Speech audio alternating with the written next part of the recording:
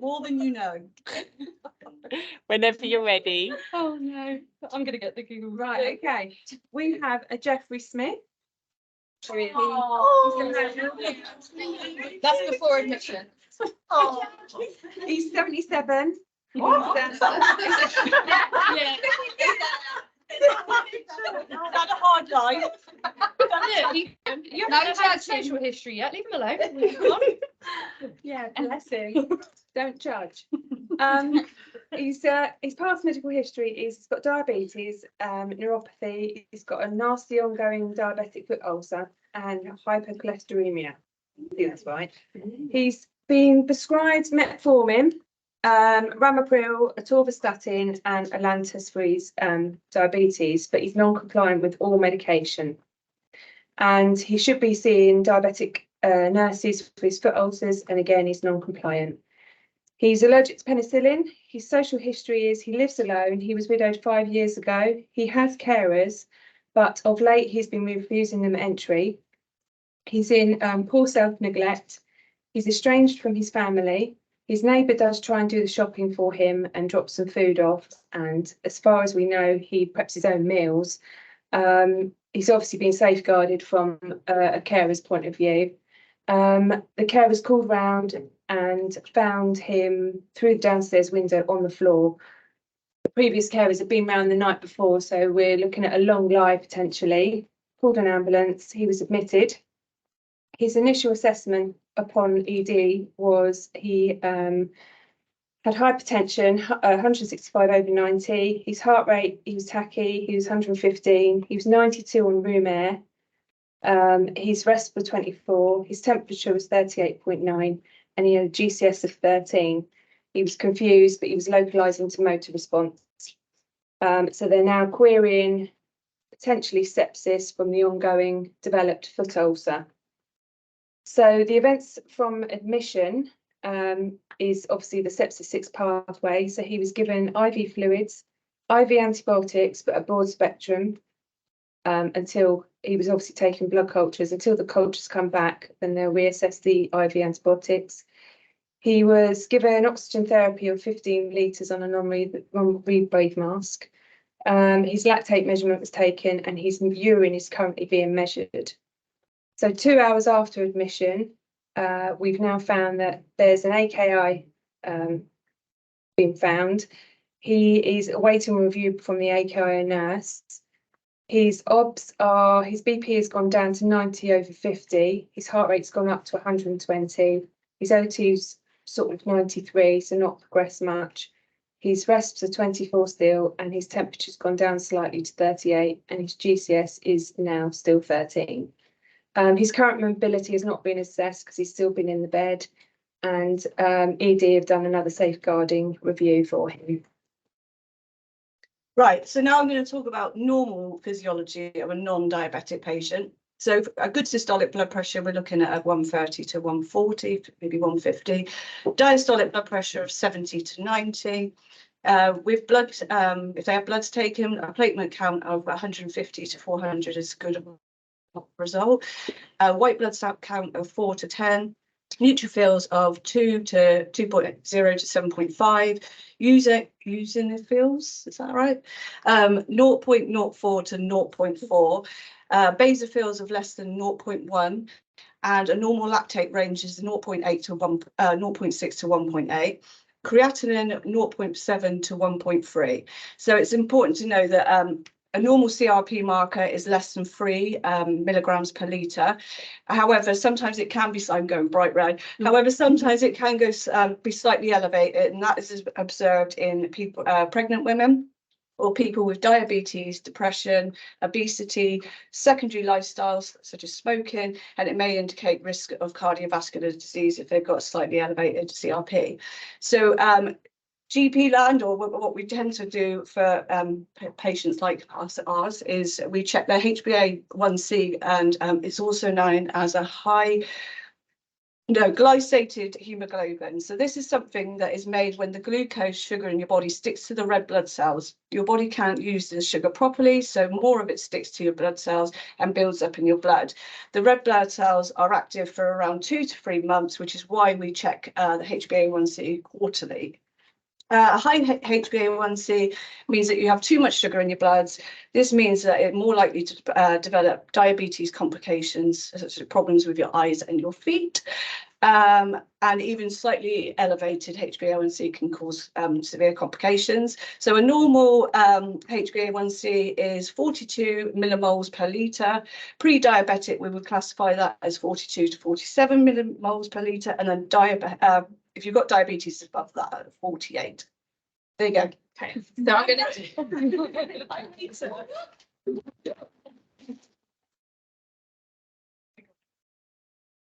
I'm going to talk a little bit about the abnormal physiology. First of all, about the diabetic ulcer. So a major side effect of diabetes is developing diabetic ulcers, which can be brought on by a combination of poor circulation, infection, susceptibility, and nerve damage from high blood sugar levels. The body also has a hard time healing wounds that do occur when there's insufficient blood supply to the injured area. As a result, you get ulcers like this one on Jeffrey's foot. I'm going to go into a bit more about sepsis, as that's what Jeffrey's being treated for now. There's a description of coagulation inflammation functions in sepsis pathophysiology, when an infectious insult causes a localized inflammatory response that spreads to the entire body. Sepsis can be described as a circulatory dysfunction caused by immunologic overactivity, when a localized infection, like Jeffrey's foot, becomes a systemic one. Like, that's all we can do. That's fine. This condition is characterized by a fever, hypothermia, acute hypotension, tachycardia, tachypnea, and either leukocytosis, elevated blood count, or leukopenia, which is not enough disease-fighting cells. This can also cause a cytokine storm. Cytokines are a protein crucial to controlling activity of immune system cells and blood cells, but the pro-inflammation cytokines can become overactive in response to sepsis. Overall, the body's acid-base balance becomes disrupted, which can cause major organ problems, especially to the heart, liver, and kidneys. And untreated sepsis can cause tissue damage, and eventually organ failure and death if not treated. I'm just going to go into the bloods a little bit. So as Jeffrey's sepsis took hold, his blood sugars were already erratic, so they were over 21, which, if they've been like that for a while, there's probably already cellular damage, damage to the kidneys, eyes, blood vessels. And if they remain that high, he's at risk of falling into a coma as well, if they don't get it under control. The white blood cells, leukocytosis, was 13, which shows the body's trying really hard to fight the infection. CRP of 250, which is very high, indicates chronic inflammation, which untreated can cause damage to healthy cells and cause tissue damage as well. So he also had a potassium level of 5.5, which indicates that he's got impaired kidney function. If untreated, high potassium can cause irregular heartbeat and increase the risk of a heart attack. His lactate of 3 is concerning, as lactic acidosis, which builds up in of lactic acid in the bloodstream. If oxygen levels are low in cells when metabolism takes place, this is more severe when lactic clearance is slower than the lactic's buildup is slower than the lactic clearance, which happens when kidneys aren't working properly. He also was found in the wound to have Staphylococcus bacteremia, which was the wound swab also said he had the Staphylococcus aureus, which caused the bacteremia, which is probably the start of the sepsis. Over to Zoe. So I'm just going to talk about some of the medications. So the first one, well, which Jeffrey isn't taking because he's not been taking his tablets, is metformin hydrochloride. So he takes 500 milligrams 3 times a day. It is to enhance the body's response to insulin by decreasing the amount of blood sugar produced by the liver, and that's absorbed by the stomach and the intestine. It's popular because it doesn't actually cause hypoglycemia, and it also increases the disposal of glucose from the body. It affects the liver, kidney, stomach, and intestines. Research suggests that the drug is excreted as unchanged and it doesn't metabolize within the liver. So it comes out through urine output still as metformin. Common side effects which patients often complain about is abdominal pain and diarrhea, so they could be changed and altered to another type if they need to. He's also on ramipril at 10 milligrams once a day, but at the minute, because his blood pressure has dropped, we've stopped that for the moment. So that works by relaxing the blood vessels, which will lower the blood pressure and increase the blood supply and oxygen to the heart. That works within the heart, brain, and the kidneys. It metabolizes to ramipril in the liver and the kidney. So 75% is metabolized in the liver and 25%. Hold on, I think that statistic's wrong, so ignore that. 60% is it? Sorry, 60% is excreted from the urine as ramipril, and 40% is also found in feces. It's ingested and then converted within the liver and the kidneys, and the kidney function is often checked if the patient's on ramipril. There are a lot of side effects with ramipril. I was really surprised that alopecia was one. I didn't know it affected, you know, hair loss and things, and quite often says about drowsiness. So particularly the fact that, and dizziness, the fact that his blood pressure is already low, we definitely wouldn't want to be given that at the minute. And over to you, the other two. Yeah. Okay, so I'll be talking about atorvastatin. He should be taking 10 milligrams daily. Statins work by reducing the amount of the LDLs and the cholesterol, often referred to as bad cholesterol, made inside the liver. It can also reduce inflammation in which the artery walls, which can lead to blockages that damage the organs. Liver is the main organ affected, however, it can also affect the kidneys and the lungs. Atorvastatin acid is extensively metabolized in both the gut and the liver. And the metabolites are eliminated. What's that? Can't even read my own thing. Biliary secretion and direct secretion from the blood to the intestine. Again, lots of side effects for it, such as nausea, indigestion, headaches, and nosebleeds. Serious side effects that you would stop the medication would be unexplained muscle pain, tenderness, weakness, or cramps, and also the whites in your eyes turning yellow or skin turning yellow. So you would stop that straight away. And very rare, it can cause anaphylaxis, so obviously you would treat as and when. The other thing that we've put him on, which he's not compliant with, is Lantus. So we're going to do his insulin. Initial dose being 17 units a day, but that to be reviewed by the diabetic nurses. Lantus is a type of insulin that helps lower your blood sugar, made by helping your muscle cells and fat cells take up the sugar from your blood, keeping your liver from making more blood sugar. So the organs affected are the kidneys and the liver.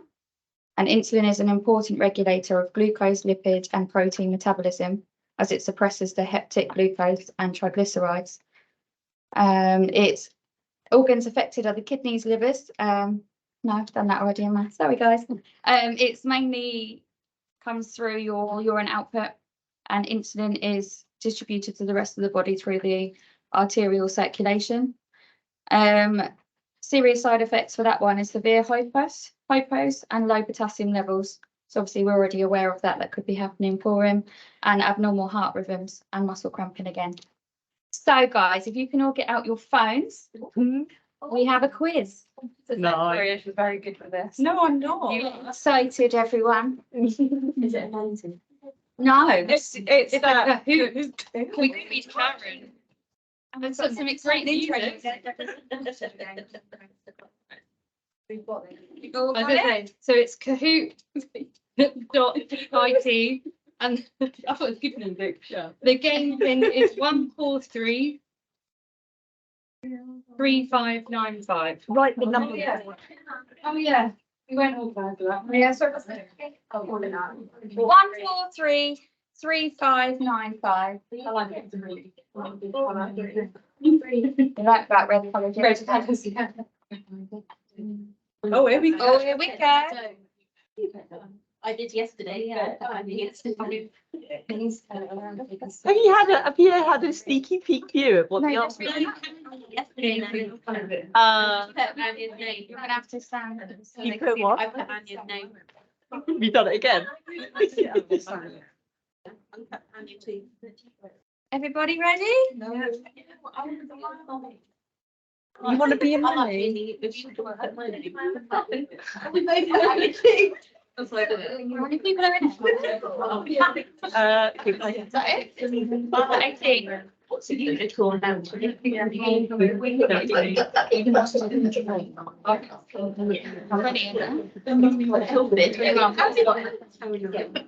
Who's not participating? 21. We've got 18. Is everyone ready if we start or need a minute? Go. All right. Victoria's doing the reason. Oh, here we go. Let's see if it works.